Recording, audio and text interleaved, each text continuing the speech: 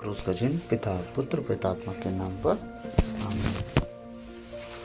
आइए हम अपनी आंखों को बंद करेंगे, हम प्रभु के करीब जाएंगे। सुंदर समय को प्रभु के बलवंत हाथों में लेंगे। सर्वशक्तिमान महान परमेश्वर पिता, हम आपको धन्यवाद देते हैं। राजाओं के राजा, प्रभु के प्रभु यीशु मसीह, इसी रात के लिए, आज के पूरे दिन के लिए, इस सामरात के लिए पिता, हम आपको धन्यवाद देते हैं कि आपने अब तक हमें जीवित, सुरक्षित और अचानक मरण से बचाया। हर अप्रिय घटना से, हर दुर्घटना से, हर एक्सीडेंट महामारी से बचाओ, उसके लिए धन्यवाद पिता। आज तक जो भी हमसे मन वचन कर्म से अपना कर्तव्य पूरा ना करने से हमसे पाप गुनाह हुआ हो, उसके लिए हमें क्षमा कीजिए, दया कीजिए, कृपा कीजिए। हमें दंड ना दीजिए, हमारे कर्ज गुनाह अपराध क्षमा कीजिए, ताकि हम आपके कहे अनुसार जीवन जिए, पाप गुनाह से दूर रहे, पवित्रताई और खराई में चल सके, सेवक बनाएंगे। प्रभु, आप अपने वचन में कहते हैं कि अगर तुमसे किसी से कुछ रह गया हो, मन मुटाव, या तुमसे कोई गलती गुनाह हो गई हो, तो तुम रात होने से पहले प्रभु अपने परमेश्वर के सामने मान लेना पिता। हम अपने सारे गुनाहों को, कमी कमजोरियों को, गलती गुनाहों को आपके सामने मानते हैं। हर उन भाई बहनों को हम आपके चरणों में रखते हैं जो हमसे किसी भी रीति से मनमुटाव रखते हैं पिता। आप हमारे हृदय को जांचने वाले परमेश्वर, हम किसी से मनमुटाव नहीं रखते प्रभु। हम किसी के प्रति अपने दिल में कोई बात नहीं रखे प्रभु। हम जानते हैं और जब हमारा रिश्ता उनसे अच्छा था तो भी तो वो वही व्यक्ति थे, जब थोड़ा खराब किया कोई परिस्थिति के कारण तो भी तो वही व्यक्ति थे। हम किसी व्यक्ति से मनमुटाव नहीं रखे, लेकिन प्रभु अगर जो हमसे रखे हैं मनमुटाव, प्रभु हम तुझसे भी माफ़ी मांगते हैं। खुदाबंद, उनके हृदय को साफ और शुद्ध करना, ताकि वो किसी रीति से हमारी वजह से ठोकर ना खाएं, वरन वो प्रभु तुझ में बढ़ते जाए। सारी बातों को तेरे चरणों में रखता हूँ। जब तेरे भजन और गीत को गाएं, हमारे जीवन से आपको महिमा मिले प्रभु। हम सारी आदर आपको देते हुए विनती नाजरत के यीशु मसीह के मीठे और मधुर नाम से वक्त आपसे मांगते हैं, सुनिए और दया से ग्रहण कीजिए, आमीन। तो प्रभु का हम नया गीत गाएंगे। गाओ रे गाओ रे गाओ रे गाओ रे, यीशु नाम यीशु नाम यीशु नाम, यीशु नाम यीशु नाम यीशु नाम। गाओ रे गाओ रे गाओ रे गाओ रे, यीशु नाम यीशु नाम यीशु नाम, यीशु नाम यीशु नाम। तेरे सिवा मेरा कोई नहीं, तेरे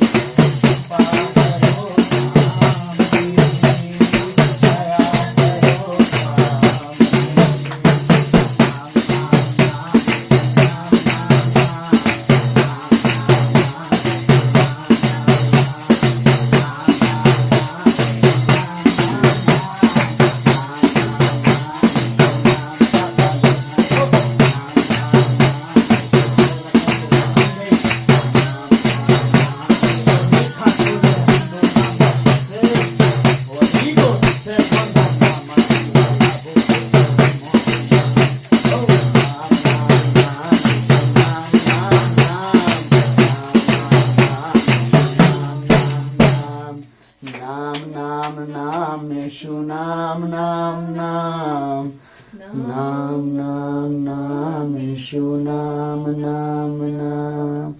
मैं आभागा मैं दुर्भागा, मैं आभागा मैं दुर्भागा, दया करो स्वामी, कृपा करो स्वामी, दया करो स्वामी, कृपा करो स्वामी। नाम नाम नाम यीशु नाम नाम नाम, नाम नाम नाम यीशु नाम नाम नाम, नाम नाम नाम यीशु नाम नाम नाम, नाम नाम नाम यीशु नाम। आमीन। सर्वशक्तिमान महान परमेश्वर पिता, हम आपको धन्यवाद धन्यवाद धन्यवाद देते हैं। परम प्रधान परमेश्वर, हम आपके पवित्र जीवित वचन को पढ़ने सुनने जा रहे हैं। प्रभु, आज के हर एक वचन को अपनी ओर से आप बोले। परमेश्वर प्रभु, मैं आपका स्वागत करता हूँ।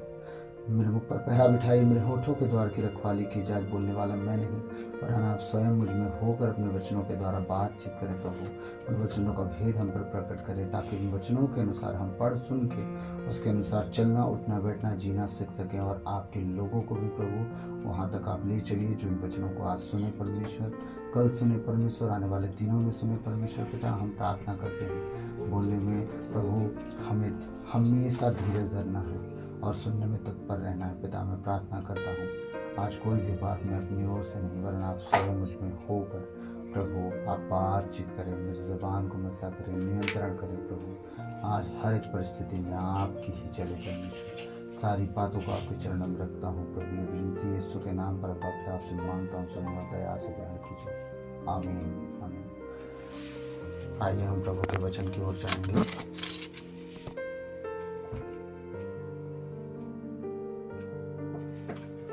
विधि विवरण ग्रंथ अध्याय 28 पद संख्या 1 से 6। विधि विवरण ग्रंथ अध्याय 28।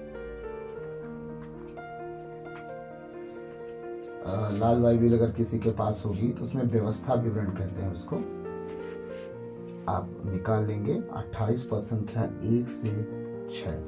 आज हम प्रभु का कुछ वचन देखेंगे। ये मेरा 5वां वीडियो है उपवास प्रार्थना के ऊपर। आज हम इस वचन को देखेंगे, मेरे साथ तो वचन निकालिएगा। विधि विवरण ग्रंथ अध्याय 28 पद संख्या 1 से 6, पेज नंबर है 257। व्यवस्था विवरण अध्याय 28 28 पद संख्या 1 to 6। आइए हम प्रभु का वचन पढ़ेंगे। संहिता के पालन का फल। यदि तुम प्रभु अपने ईश्वर की वाणी पर ध्यान दोगे और उन सब आदेशों का पालन करोगे जिन्हें मैं आज तुमको दे रहा हूं, तो वह तुम्हें पृथ्वी भर के राष्ट्रों से महान बनाएगा। आमीन। यदि तुम प्रभु अपने ईश्वर की वाणी पर ध्यान दोगे तो ये सब वरदान तुमको मिलेंगे और तुम्हारा साथ देते रहेंगे। क्या क्या है वो वरदान, हम देखते हैं। नगर में तुम्हारा कल्याण होगा। आमीन। और देहात में तुम्हारा कल्याण होगा। आमीन। तुम्हारी संतान, तुम्हारी भूमि की उपज, तुम्हारे पशुधन, तुम्हारी गायों और भेड़ बकरियों के बच्चों को आशीर्वाद प्राप्त होगा। आमीन। तुम्हारी टोकरी और आटा गूंथने के पात्र को आशीर्वाद प्राप्त होगा। आमीन। घर आने पर और घर से बाहर जाने पर दोनों समय तुम्हें आशीर्वाद प्राप्त होगा। आमीन। तो प्रभु वचनों के द्वारा हम सबको आशीष दें। आमीन। वचन में लिखा क्या है? आशीष तो हम तुरंत रिसीव कर लेते हैं फटाफट। आमीन। लंबा चौड़ा आमीन मार के ले लेंगे, सब हमारा ही है ना। लेकिन पहले वचन पे कोई गौर ही नहीं करता, बाकी आशीष बस मिल जाए। पहला वचन क्या बोला? यदि तुम प्रभु अपने ईश्वर की वाणी पर ध्यान दोगे। ध्यान दोगे का मतलब हम सुनते तो हैं, वचन तो पढ़ा जाता है चर्चों में, उसको सुनना बोलते हैं। भाई सुनते तो हम गाली भी हैं, नहीं सुनते हैं, हाँ, गाली सुनते हैं, दिन भर भूलते हैं कोई अगर गाली देके चला गया तो नहीं। लेकिन परंतु किंतु जो भी बातें होती हैं कि जब प्रभु का वचन की बात आती है, लोग सुनते तो हैं पर वो ध्यान कहाँ देते हैं? क्या उस पर मन चिंतन स्मरण रहता है कि प्रभु ने कहा ये मत करना, क्या हम वो नहीं करते हैं? अगर नहीं करते हैं तब आप ध्यान दिए प्रभु के वचन पे। प्रभु ने कहा किसी की बुराई ना करना, बातों बातों में कितनी बुराइयां हो जाती हैं। अगर आप कह देते हैं कि प्रभु हम पढ़े हैं कि बुराई ना करना, किसी के विषय में बात नहीं करना, अब जब बारी आ रही है बात करने की, आप मुंह बंद कर लिए, अभी आप सच में प्रभु के वचन पे ध्यान दिए हैं। लेकिन अगर बुराई हो जाती है मुंह से, आप ये मत बोलो कि आप प्रभु के वचन पे ध्यान दिए। नो नो नो, अभी तक आप वचन पे ध्यान नहीं दिए। प्रभु का वचन कहता है यदि तुम प्रभु अपने ईश्वर की वाणी पर ध्यान दोगे और उन सब आदेशों का पालन करोगे। एक आदेश का बात किया कि सब आदेशों का बात कर रहा है, वो सब आदेशों का पालन करोगे। एक आदेश की बात नहीं हो रही, जिन्हें मैं आज तुमको दे रहा हूं। परमेश्वर हमें आदेश कब कब दिया? हमेशा दिया। कब ऐसा हुआ कि ना दिया हो? एक भी आदेश की बात ऐसी नहीं हो रही थी। अब बताइए, परमेश्वर ने योना नबी के विषय में हमने कल देखा, योना नबी को परमेश्वर आदेश दिया कि नहीं दिया? योना नबी को परमेश्वर आदेश दिया कि तू कहां जाएगा? निनवे, ठीक। और वो कहां भागा? तरसीस। अब परमेश्वर निनवे में जाने के लिए बोला और तरसीस क्यों भागा? अब सोच के देखो कि एक नबी होके, एक परमेश्वर की आवाज सुन के, उसकी बातों को जानने के बावजूद परमेश्वर की बातों को टाल के वो कहां जा रहा है? तरसीस की ओर भाग रहा है। जाना था निनवे से। आप खुद सोचो कि एक परमेश्वर को जानने वाला, करीब से पहचानने वाला परमेश्वर की बात टाल सकता है?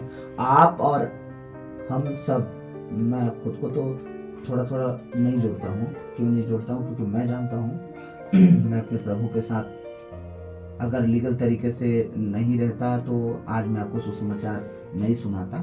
इसका मतलब यह है कि मैं प्रभु के वचनों को टालता नहीं हूँ, और कभी अगर गलती से टल गया और मुझे रिवाइंड हो गया और मुझे पता चल गया कि ये मैं अपने वहम से टाला हूँ, तो उसे ठीक करने में मुझे टाइम नहीं लगता है। मैं उसे ठीक करता हूँ जितना जल्दी हो सके, क्योंकि मैं जानता हूँ अगर प्रभु है तो सब कुछ है, अगर प्रभु नहीं तो हम कुछ भी नहीं। अगर कुछ होते तो पहले ही होते, प्रभु में आने से पहले। हाँ, अगर हम कुछ होते तो प्रभु में आने से पहले होते। इसका मतलब हम कुछ नहीं है, जो है प्रभु है। हमें संभाला, बचाया, खड़ा किया। आज मैं ऐसे ऐसे वचन पढ़ रहा था कि सुन के दिमाग हिल गया मेरा, और बार बार पढ़ा हूँ, लेकिन आज थोड़ा गहराई से पढ़ रहा हूँ। क्यों? देखिएगा ना, जब जो परिस्थिति आपके ऊपर बीतती है, गुजरती है, जो दिन कटते हैं, जब आप उससे लगा हुआ वचन पाते हो ना, वो ज्यादा टच करता है। आज जो सताव चल रहे हैं भारत में, दुनिया में, जो मसीहियों को लेके कोई फर्क नहीं पड़ रहा है, शैतान कैसे काम करवा रहा है, लोगों के अंदर घुस के उनका कितना विरोध करवा रहा है, तब वचन जब पढ़ता हूँ मैं, समझ में आता है कि प्रभु क्या कहते हैं। प्रभु कहते हैं कि जब तुम मेरी बातों को मानोगे नहीं और मेरी बातों को टालोगे, तो मैं दूसरों के हाथों में कर दूंगा, और तुम्हें वो ताड़ना भी देंगे, सजा भी देंगे, गुलाम भी बना देंगे, और तुम्हारी कमाई लूट के खा लेंगे।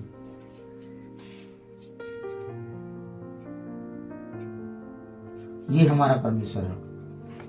यदि तुम प्रभु अपने ईश्वर की वाणी पर ध्यान दोगे और उन सब आदेशों का पालन करोगे जिन्हें मैं आज तुमको दे रहा हूं, तो वह तुम्हें पृथ्वी भर के राष्ट्रों से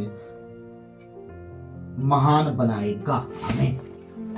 पृथ्वी भर के सब राष्ट्र, मतलब अलग अलग राष्ट्र हैं सब, है ना। आप इजरायली अगर कहलाते हो तो आप अलग हो, यहूदी जो कहलाते अलग हैं, है ना।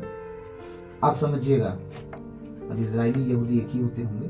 देखिए, मैं इतना डिटेल तो नहीं जानता, कभी कभी खुद कंफ्यूज हो जाता हूँ कि इजरायली कौन, यहूदी कौन।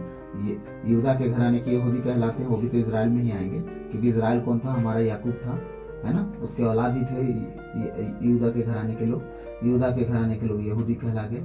ओके, क्या क्या नाम उनका? यहूदी, इब्रानी लोग। हाँ, और याकूब के मतलब दूसरा नाम जब बदला तो उसका नाम इजराइल कहलाया, है ना। तो ये सारे नाम में थोड़ा कंफ्यूज कभी कभी होता हूँ मैं, क्योंकि थोड़ा सा भूल जाता हूँ, इसलिए। तो यहूदा के घराने के लोग हैं, मतलब इजरायली ही कहलाएंगे वो भी। आमीन। प्रभु का वचन कहता है, यदि तुम प्रभु अपने ईश्वर की वाणी पर ध्यान दोगे और उन सब आदेशों का पालन करोगे जिन्हें मैं आज तुमको दे रहा हूं, तो वह तुम्हें पृथ्वी भर के राष्ट्रों से महान बनाएगा। अब आप सोचो कि क्या एक दिन नहीं था कि परमेश्वर मूसा के द्वारा पूरी पृथ्वी में महान बना दिया इजरायलियों को?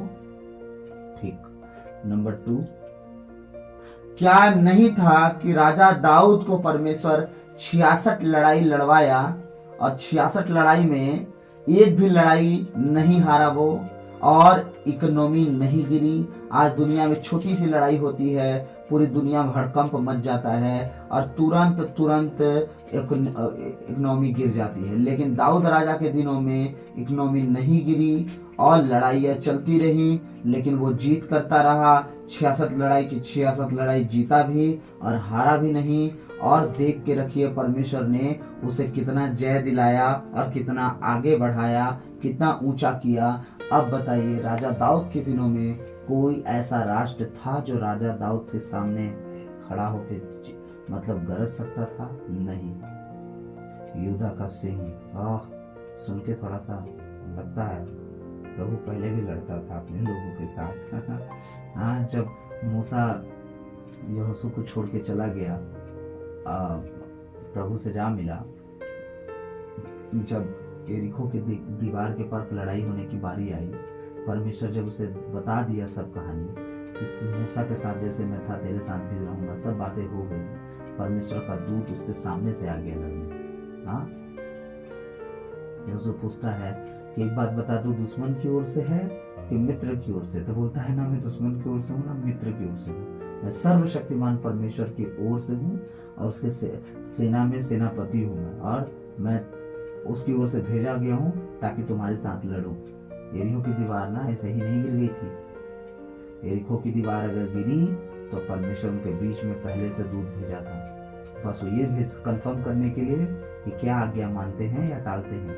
उसने कहा था एक शब्द तुम्हारे मुंह से ना निकले। सोचिए बच्चे तक कितने कंट्रोल में रहे होंगे। सिर्फ जानवर छावनी में थे, लेकिन छोटे से लेके बूढ़े तक, गोदी में बच्चे तक गए थे। कितनी माएं उन्हें कंट्रोल में रखती रही होंगी।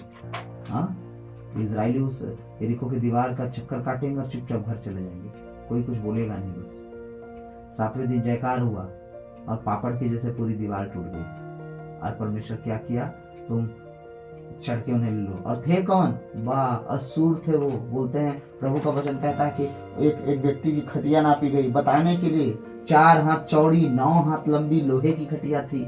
वहां का आदमी ऐसे ऐसे रहते थे। 9 हाथ की खटिया हम सोते थे भाई। हाँ, हम 3.5 हाथ के आदमी है अपने हाथ में, 3.5 हाथ मात्र। कोई भी व्यक्ति अपने हाथ में 3.5 हाथ का ही होता है, नाप लीजिएगा। दुनिया का कोई व्यक्ति कितना लंबा क्यों ना हो, उसका हाथ भी तो लंबा होगा ना, वो 3.5 हाथ का मिलेगा। लेकिन 9 हाथ की खटिया थी। कितनी लंबी खटिया रही होगी? 4 हाथ चौड़ी 9 हाथ, मतलब हमारी हाइट से भी ज्यादा तो चौड़ी खटिया थी उसमें। लंबाई 9 हाथ, इतने लंबे देवदार के पेड़ की तरह, लबानोन के वृक्ष की तरह उनकी लंबाई थी, ऐसे बताता है बाइबल। तब ना कालेब और यहोशू के साथ गए थे जो 10 आदमी और देखने के लिए वो देश। तो अंगूर का लच्छा तो कंधे पे टांग के लाए थे, इतना बड़ा लच्छा वहां फल रहा था है। लेकिन ये कह रहे हैं कि वो इतने लंबे चौड़े आदमी का हमें तो मसल देंगे, सोचिए। लेकिन परमेश्वर यहाँ जितवा दिया, क्यों? पहले से डर भर दिया था उनके अंदर। ये परमेश्वर है। जब गिदोन की बारी आई थी, परमेश्वर गिदोन से तीर तलवार लेके नहीं भेजा था लड़ने के लिए, उनके अंदर इतना डर समवा दिया था। जब परमेश्वर के लोग आप बनते हो, इस इच्छा के अनुसार चलते हो, वो इतना डर भर देता है आपके बैरियों के अंदर कि वो आपसे अनावश्यक डरना शुरू कर देंगे। आमीन। अनावश्यक कोई कारण नहीं है कि आप क्यों आपसे वो डर रहा है, क्यों भय खा रहा है। आप उसके सामने से गुजरोगे तो डरते रहेगा, ये कुछ बोले ना, कुछ बोले ना, कुछ बोले ना। मैं देखा हूं इन बातों को। जो बैर रखते हैं ना, वो डरते रहते हैं कि आपके मुंह से कुछ निकले ना। कारण क्या है? परमेश्वर उनके हृदय में भय उस समय नहीं, आज भी भरता है। आज भी जब आप परमेश्वर के साथ जीते हो, उसके साथ उठते बैठते हो, आज भी परमेश्वर वो भय डालता है। इतना परमेश्वर सामर्थ्य है। वो सिर्फ एलिय्याह का परमेश्वर नहीं था, यशायाह का परमेश्वर नहीं था, अब्राहम का परमेश्वर नहीं था, इसहाक का नहीं, याकूब का नहीं, वो आज भी है, हमारा भी है और आने वाली पीढ़ियों का भी परमेश्वर है। वो कल, आज और आने वाले कल में एक युगा न युग एक सा परमेश्वर हो, बदलने वाला परमेश्वर नहीं है। आमीन। तो हमारा परमेश्वर, सोच के देखिए उसने हमसे क्या चाहा, मात्र ये कि हम परमेश्वर जो कहता है वो करो। अब मैं आप सब से एक सवाल करना चाहता हूं। आप लोगों को लगता होगा कि कुछ लोग कैसे फलते फूलते हैं, कुछ ईसाइयों के जीवन में इतना अच्छा होते रहता है। कुछ प्रचारक लोगों के जीवन में अचानक से गवाही देते हैं कि क्या बदल गया, थे राख में अब टीका बन गए, माथे पे लगने लगे, पहले पैर के धूल में थे। समझिएगा, आप ये बात ध्यान से सोचिएगा कि उनके पर्सनल लाइफ के विषय में जब वो गवाही देते हैं तो बैठ के सुनिएगा कि उन्होंने अपने जीवन में क्या कुकर्म किए, उसके परिणाम में वो राख बने। राख होने के बाद अपने आप को सरेंडर किए कि कुछ लो मारो, जो करना है करो, अब प्रभु तेरे हाथ में। फिर सबसे पहला काम क्या करता है?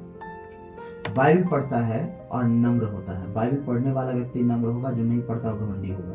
ठीक है, दूसरों से सुन सुन के ज्ञान बटोरने वाले हो ज्ञान के घमंडी हो जाते हैं। एक प्रभु के दास बोलते हैं ना, कहते हैं लोग हमेशा अपने ज्ञान पे घमंड करते हैं, अपने ज्ञान पे घमंड करते हैं, लेकिन उन्हें अपने घमंड का ज्ञान ही नहीं है। जो उनके अंदर घमंड है उसका ज्ञान ही नहीं है, क्योंकि घमंड इतनी खतरनाक स्पिरिट है कि जिस व्यक्ति के अंदर रहता है वो कभी नहीं कहता कि मैं तेरे अंदर हूं। आपको कोई कुछ बोल दे, ओ मेरे को ऐसे कैसे बोल दिया वो, उसकी इतनी हिम्मत, रुको तो हम देख लेंगे उसको। ये क्या है?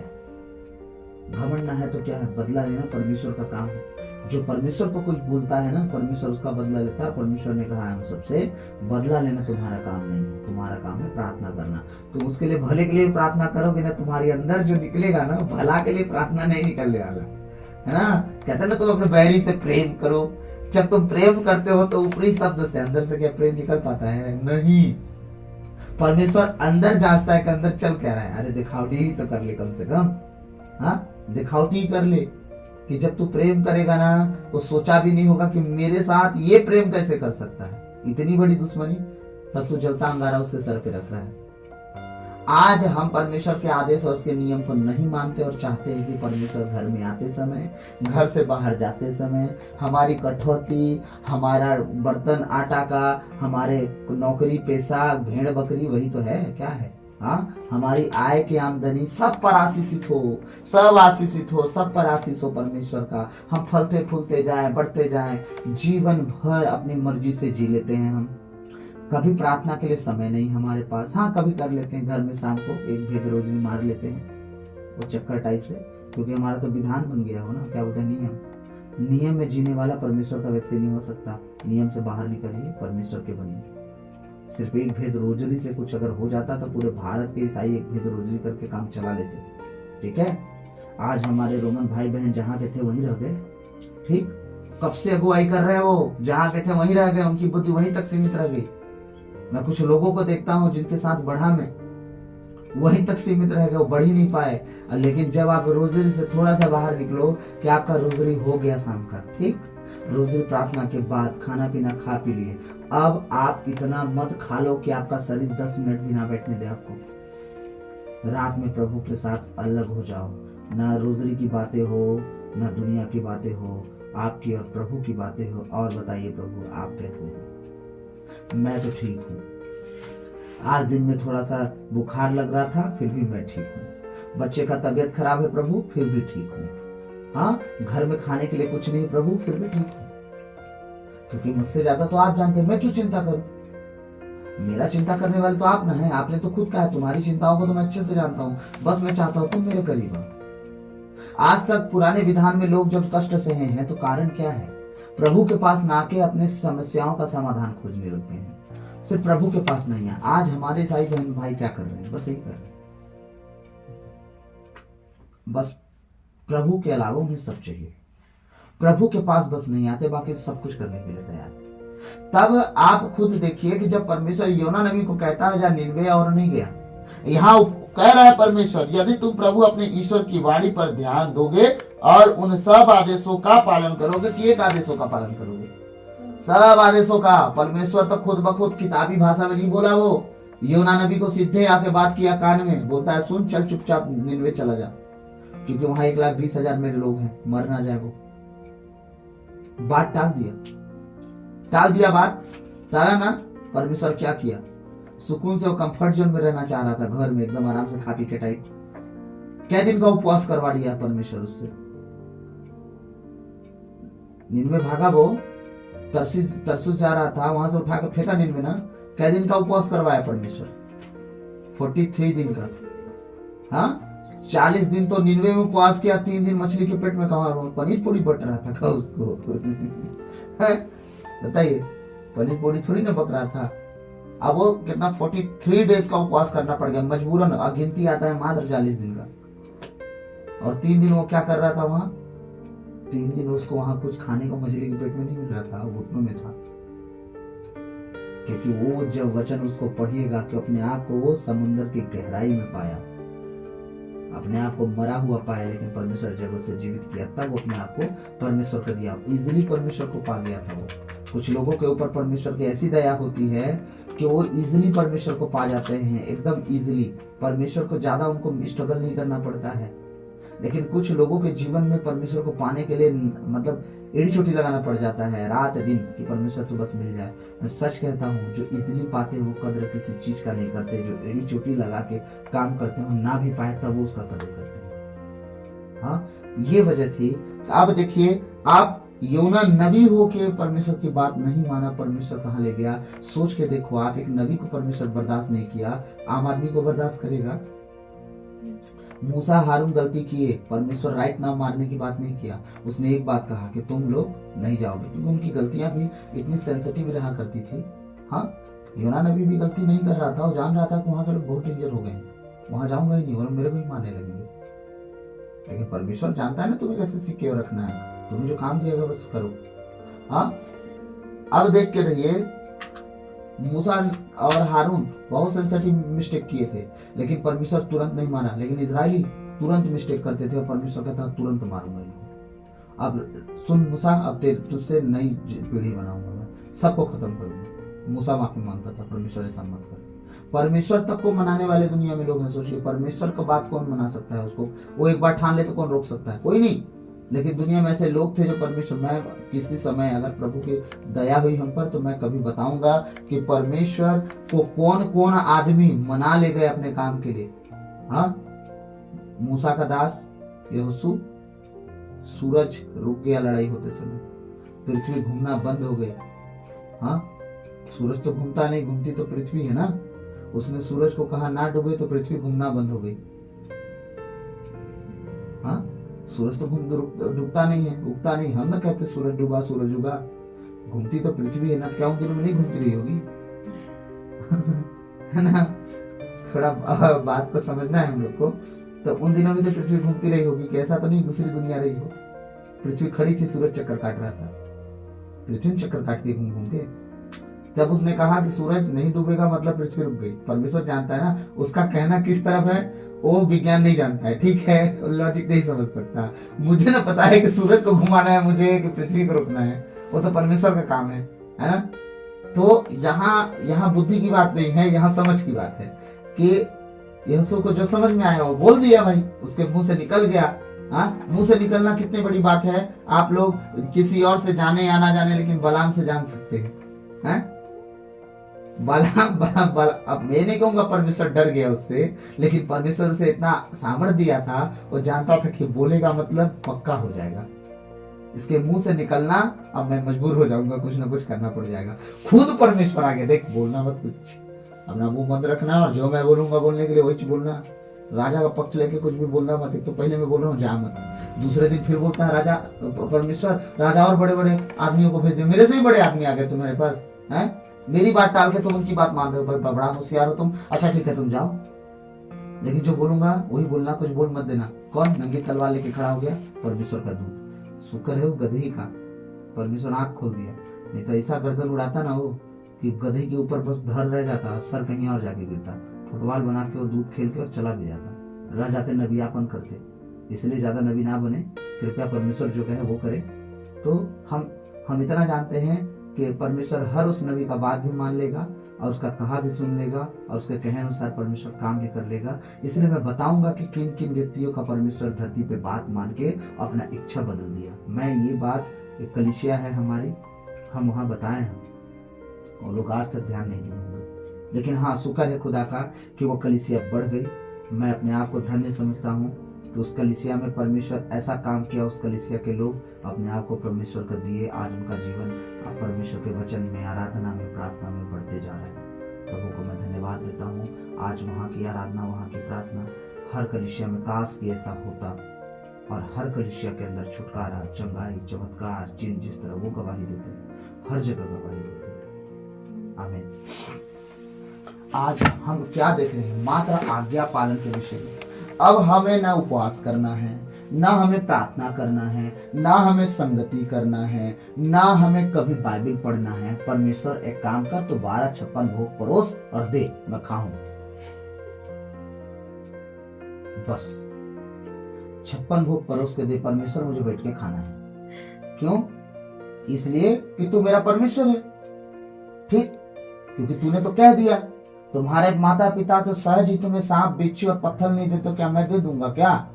है संसार के माता पिता तुम्हें भूल जाए तो भूल जाए, मैं नहीं भूलूंगा। हाँ प्रभु तू बोला है, चुपचाप खाना परोस। हाँ 56 भोग भी चाहिए, मंथली का 5 लाख सैलरी भी आना चाहिए, ताकि एक पैर पे एक पैर बिस्तर में चढ़ा के अंगूर का गुच्छा धोआ के पत्नी से मंगा के बस खाते रहूं राजा की तरह से खाते रहूं, बस यही चले।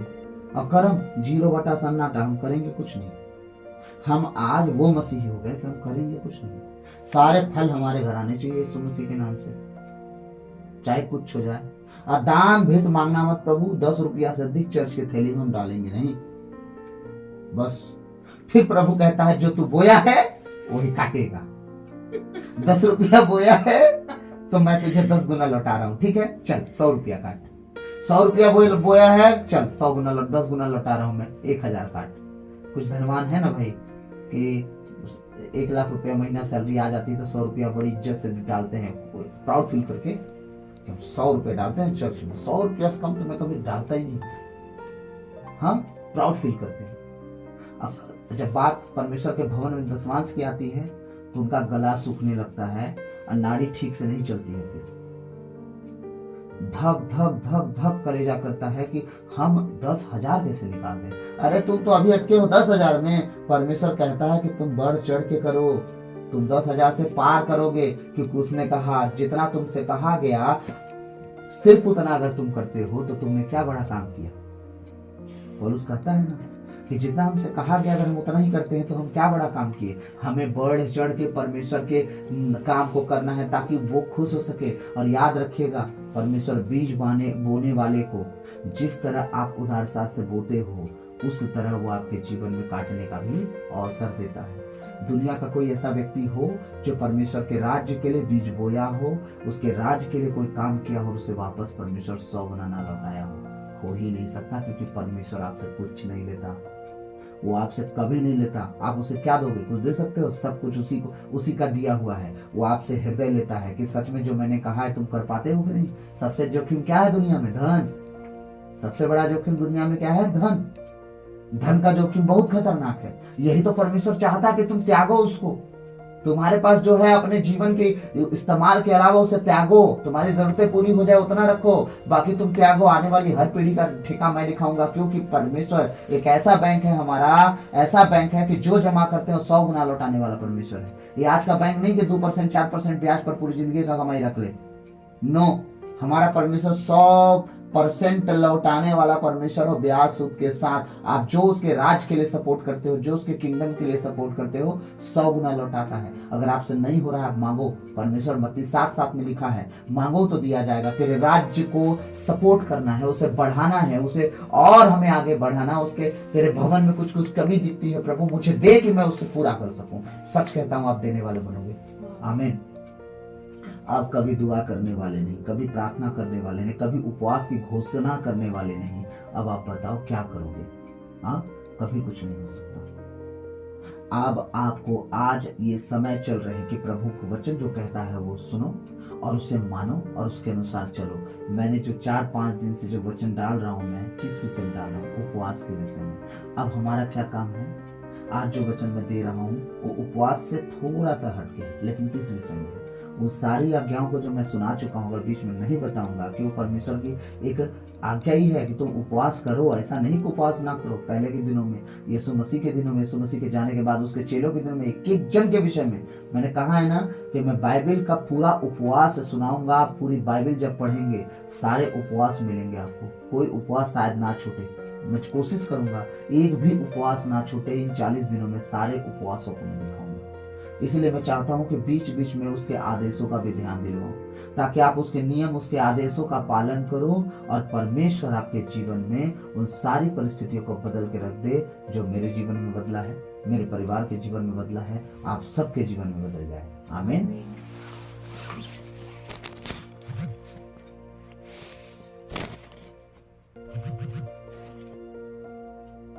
तो आज समय ज्यादा हो गया है, हम यहीं पे अनुविराम देंगे और कल हम परमेश्वर के वचन के और करीब जाएंगे। हम एक उपवास और देखेंगे। आमीन।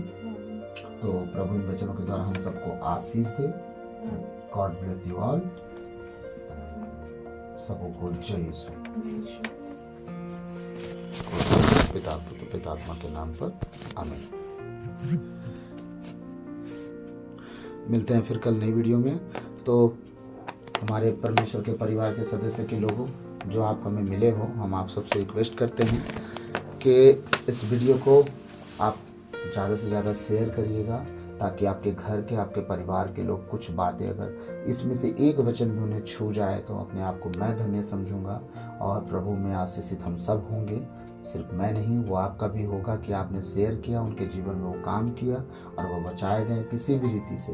तो मैं प्रभु से धन्यवाद की विनती मांगता हूं कि आप सबके जीवन में प्रभु ये सब काम करें कि आप अपनी कमी घटी से बाहर निकलें और आप हमेशा बढ़ते जाएं। और इस वीडियो को शेयर करिएगा अपने घर परिवार में, और नए नए वीडियो रोज़ डालूंगा मैं। और अब हर दिन कुछ अलग ही रहेगा, सेम चीज़ें आपको कभी नहीं मिलेगी, आशा है। और वीडियो को लाइक कीजिएगा और सब्सक्राइब कीजिएगा, ताकि हर रोज़ नया वीडियो जब भी मैं डालूँ आपके पास पहुँचे। तो प्रभु सबको आशीष दे और आपका घर घराना सदा बचाया जाए। हम छोटी सी प्रार्थना में जाएंगे और इसके बाद खत्म करेंगे। सर्वशक्तिमान महान परमेश्वर पिता, हम आपको धन्यवाद देते हैं, राजाओं के राजा, प्रभु के प्रभु, प्रभु यीशु मसीह, इस सुंदर समय के लिए, इस सुंदर वचन के लिए प्रभु, इस सुंदर वचन के भेद के लिए पिता हम धन्यवाद देते हैं कि हर एक बात मिलकर भलाई को उत्पन्न करती है और आप हमारे जीवन में हर वचन से भलाई को उत्पन्न करते हैं। पिता हम धन्यवाद देते हैं। आपके बेटे बेटियों के लिए मैं प्रार्थना करता हूँ जितने आज का वचन सुने, और प्रभु जो निवेदन वो बहन मुझे भेजी है प्रभु, उसके लिए विशेष प्रार्थना करता हूँ। जो फौजी भाई अपनी ड्यूटी से आया है और वापस नहीं जा रहा है परमेश्वर, उसके जीवन के लिए, उसके मन विचारों के लिए प्रभु, उसके कष्टों के लिए, जिस दुख में हो उस दुख के लिए पिता मैं प्रार्थना करता हूँ कि वो भी अपना मन हृदय बदले और परमेश्वर अपने काम में वापस जाए, अपने परिवार का ख्याल रखे। और पिता मैं प्रार्थना करता हूँ जितने इस वीडियो को देखें, सुने परमेश्वर पिता, उनके जीवन में, उनके मन विचारों में एक नया बदलाव आए और आपकी ओर वो खींचे चले जाएं परमेश्वर। संसार की हर एक बात से खुद को दूर करें, अपनी ज़रूरतों को सिर्फ पूरा करें, उसके पीछे ना भागे पिता। भोजन को खा के अपने शरीर को चलाएं, ना कि उस शरीर को आलसी करें पिता। और उपवास के दिनों में सिर्फ तेरे खोजी हों ओ पिता, ताकि ये 40 के दिन तेरे पीछे जीना सीख सके, तेरे पीछे चलना सीख सके, तेरे कहे अनुसार अपना जीवन व्यतीत करना सीख सके। इस योग बना पिता, तेरे बेटे बेटियों के लिए मैं प्रार्थना करता हूँ उनके जीवन की हर एक कमी घटी इस 40 से मैं खत्म करना परमेश्वर, ताकि वो सदा तेरे पीछे चलते जाए और उनके जीवन की हर एक परिस्थिति बदल जाए। पिता मैं धन्यवाद कहता हूँ जितने लोगों को तूने मुझे दिया है, जो प्रभु मेरे कहे अनुसार तेरे पीछे चलते हैं, विशेषकर उन एक एक जन के लिए, उनके घर के लिए, उनके परिवार के लिए, उनके बच्चों के लिए, उनके कमाई के जरिए के लिए प्रभु, उनकी आमदनी के लिए, उनके आय के हर एक साधन के लिए मैं प्रार्थना करता हूँ कभी उनके जीवन में कमी घटी ना आए। उनके घर की परिस्थिति, उनके परिवार को प्रभु अपने लहू में छुपाना। आपका वचन कहता है स्तोत्र ग्रंथ अध्याय 34 के 8 में, भजन संहिता अध्याय 34 पद संख्या 7 में, यहोवा के डरवैयों के चारों ओर उसके दूत छावनी के उन्हें बचाता है। प्रभु आपका वचन कहता है स्तोत्र ग्रंथ अध्याय 34 के 8 में कि परमेश्वर अपने भक्तों के चारों ओर अपने दूतों का डेरा लगाता है। पिता मैं प्रार्थना करता हूँ आप अपने भक्तों के चारों ओर अपने दूतों का डेरा लगाइए और तेरे बेटे बेटी कभी निराश, कभी उदास ना हो प्रभु, उनके जीवन के हर एक कमी घटी दूर कर परमेश्वर कभी भी अपने जीवन में किसी परिस्थिति में प्रभु वो घाटे में ना जाए और तेरे खोजी कभी शर्मिंदा नहीं होते परमेश्वर, कभी शर्मिंदा ना हो प्रभु। दिन प्रतिदिन उन्हें ऊंचा उठाते जाना, क्योंकि तेरे वचन में लिखा है परमेश्वर के लोग सूर्य की नाई एकदम जिस तरह सूर्य दोपहर तक चमकते जाता है वो भी चमकते जाएंगे अपने जीवन में, घर में, परिवार में। प्रभु मैं अपने आप को, अपनी पत्नी बेटी को, अपने घर घराने को प्रभु आपके बलवंत हाथों में लेता हूँ, अपने लहू में समर्पित कीजिए, छुपाइए प्रभु आपके लहू में समर्पित करता हूँ, कवर कीजिए, सील कीजिए, ताकि हम तेरे कहे अनुसार प्रभु चल सके। जो प्रभु मैंने शुरुआत की है प्रभु आगे बढ़ता जाऊँ प्रभु। अपनी कमी कमजोरियों को आपके बलवंत हाथों में देता हूँ प्रभु। अगर कहीं चूक हो जाती है, अगर कोई मिस्टेक हो जाता है प्रभु आप हमें क्षमा करें प्रभु। और आपके लोगों से भी प्रभु मैं माफी मांगता हूँ, अगर मुझसे कोई गलती हो गई हो, कमी भी बेसी हो गई हो प्रभु मुझे क्षमा करें। आप मेरे परमेश्वर के बेटे बेटी हैं और हम सब प्रभु में एक देह हैं। अगर कुछ गड़बड़ी हो, कुछ कमी बेसी लगे तो एक दूसरे को हमें माफ़ करना है। सारी बातों को आपके चरणों में रखते हुए प्रभु यह विनती यीशु के नाम पर मांगता हूँ, सुनिए और दया से ग्रहण कीजिए। आमीन आमीन। प्रभु को जय यीशु।